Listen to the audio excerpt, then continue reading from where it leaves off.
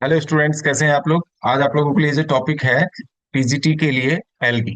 ठीक है। तो एल्गी के किस प्रकार के थैलस होते हैं, आज हम थैलस स्ट्रक्चर से संबंधित जितने भी प्रकार के एल्गी हैं उनमें कौन कौन से, ठीक है, किस किस प्रकार के थैलस पाए जाते हैं, आज ये हमारा टॉपिक रहेगा। और ये एल्गी टीजीटी के लिए है, ठीक है, टीजीटी के लिए और पीजीटी बायोलॉजी के लिए, और इसके अलावा नीट के विद्यार्थियों के लिए भी काफी उपयोगी सिद्ध होने वाला है। तो ये रेंज ऑफ थैलस स्ट्रक्चर से संबंधित है। ठीक है। तो इससे संबंधित एक आध सवाल जरूर बनता है एग्जाम्स में एल्गी से संबंधित। तो अगर इसको आप क्लियर कर लेंगे तो मुझे लगता है कि आपको एक आध सवाल जरूर आपको इसमें से मिल जाएगा टीजीटी बायोलॉजी के लिए। ओके। चलिए देख लेते हैं सबसे पहले कॉलोनियल एल्गी। तो कॉलोनियल एल्गी जो होते हैं वो कौन कौन से होते हैं ये समझ लीजिए। तो ठीक है, जो कॉलोनीज में पाए जाते हैं, अकेले स्वतंत्र रूप से नहीं पाए जाते, तो ये होते हैं सीनोबियल।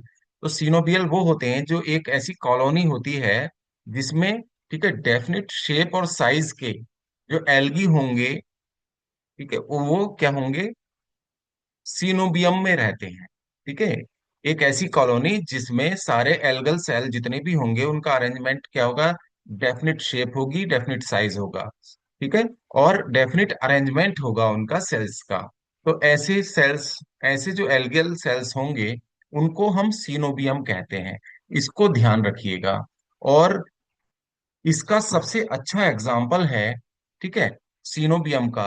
इसमें सीनोबियम जो होंगे, सीनोबियल एल्गी, कई बार बॉलवॉक्स को पूछा जाता है कि बॉलवॉक्स क्या है।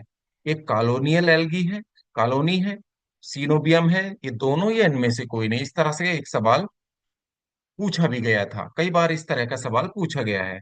तो बॉलवॉक्स को आप क्या कहेंगे, बॉलवॉक्स की जो कॉलोनी है वो वास्तव में कॉलोनी नहीं है बल्कि क्या है, सीनोबियम है। तो बॉलवॉक्स की जो बॉल होती है तो उसको हम सीनोबियम के नाम से जानते हैं।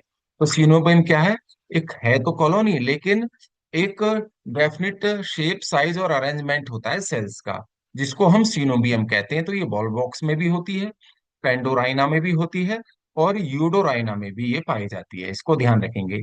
यूडोरानिया, यूडोराइना की जो कॉलोनी है वो भी सीनोबियम है, और पेंडोराइना की जो कॉलोनी है उसको भी हम सीनोबियम के नाम से जानते हैं।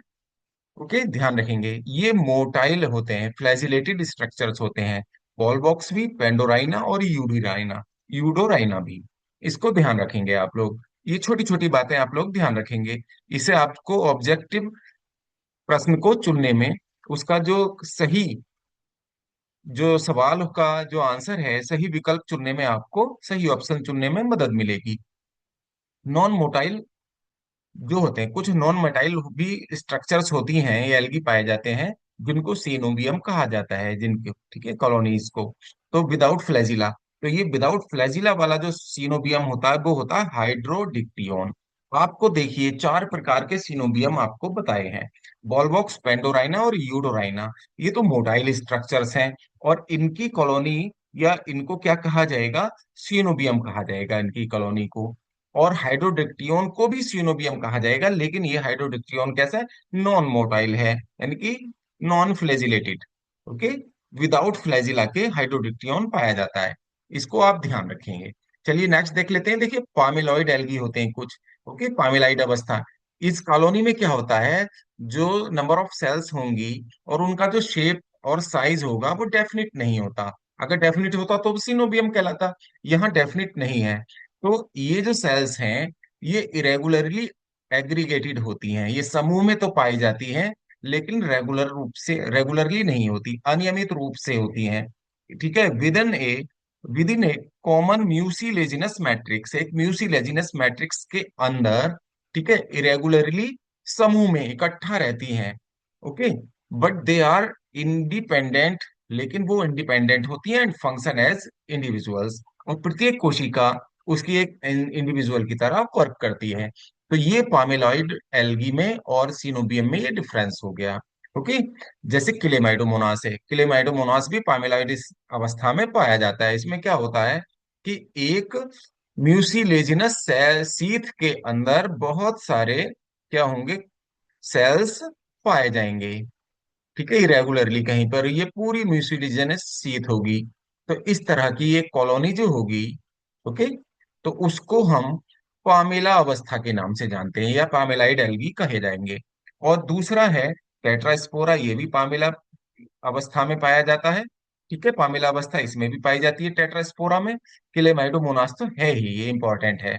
और इसके अलावा ये बहुत बार पूछा जाता है, अगर मान लो तीनों ऑप्शन दे दिए, ठीक है, एफएनओ थीका है तीसरा, तीनों ऑप्शन दे दिए और चौथा अलग दे दिया कि इनमें से पामेला अवस्था किसमें नहीं पाई जाती, तो आपको ध्यान रखना है क्लेमाइडोमोनास में पाई जाती है, टेट्रास्पोरा में पाई जाती है और एफएनओ थीका में पाई जाती है। तो चौथा अगर इनके अलावा आ गया तो उसी पे आपको बताना है।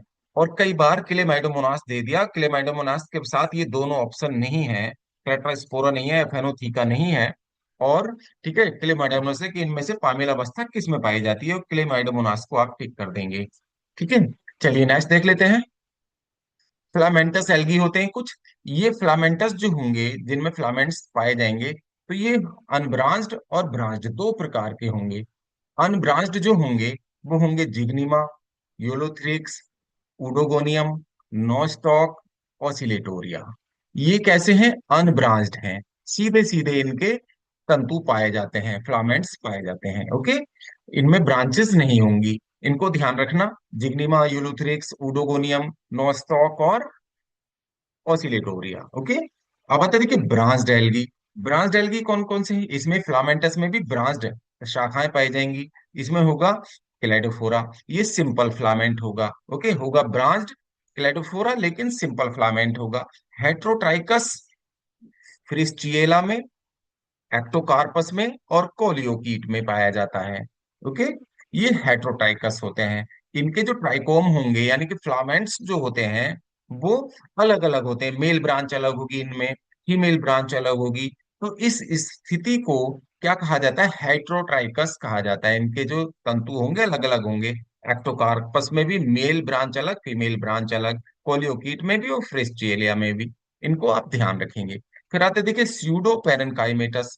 स्यूडो पेरेनकाइमेटस जो होगा, ठीक है, वो होगा पॉलीसाइफोनिया। ओके, स्यूडो पेरेनकाइमेटस जो फिलामेंट होगा, ब्रांच्ड होगा, लेकिन स्यूडो पेरेनकाइमेटस होगा तो इसको पॉलीसाइफोनिया में पाया जाएगा। पॉलीसाइफोनिया क्या? रेड एल्गी है, आप लोगों को पता होगा इसके बारे में।